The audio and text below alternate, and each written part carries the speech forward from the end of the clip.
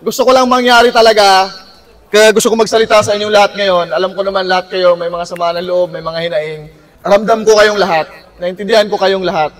Pero sana lang pakiusap ko, yung sama ng loob ninyo, wag sana madamay yung mga kapwa biker ninyo kahit anong platform. Dagol lang, talaga. Dagol lang. Doon lang siya magpapakita. Ay, marami yun sila eh. Marami yun. Di si Tanda. Sino Tanda? Okay. Pakiusap ko, mga sir ha. Bilang mga rider, mga MC Taxi rider, please lang po, pakiusap, magkaisa po sana kayong lahat. Kahit anong platform po yan, kahit anong kulay yan. Okay ba yun?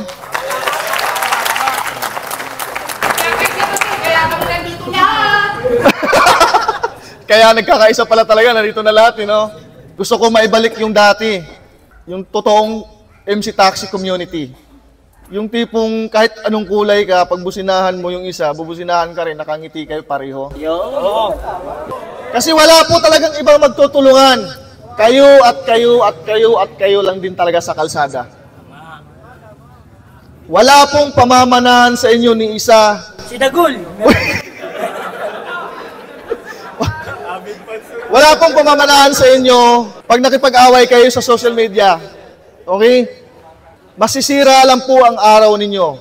Nandito po kayo sa Joyride para maghanap buhay, para kumita, para sa pamilya ninyo.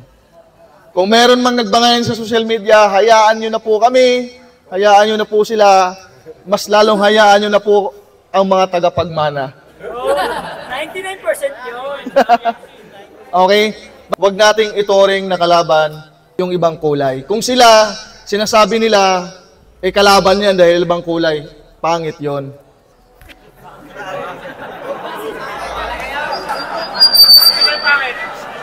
Dagol! Wala akong sinabi. So, nakapag-isip tuloy ako, hindi maganda, pasaway kayo. Okay, yun lang ha. At higit sa lahat, mga sir, na dito na kayo sa Joyride, huwag kayong maniwala sa 99.99% na sinasabi. Numero lang po yan. Ang totoong 99.99% nasa pagdadala ninyo yan. Dagol nga, na-save lang. Sa vlog. Okay? Kasi mga sir, mas nagtitiwala kami sa inyong lahat yung pagiging maingat niyo sa kalsada kaysa dun sa sinasabi nilang numero lang. Bakit po yun? Okay? So nasa inyo, nasa mga kamay ninyo, yung kaligtasan ninyo, kaligtasan ng mga pasahero ninyo. Wala po yan sa numero lang.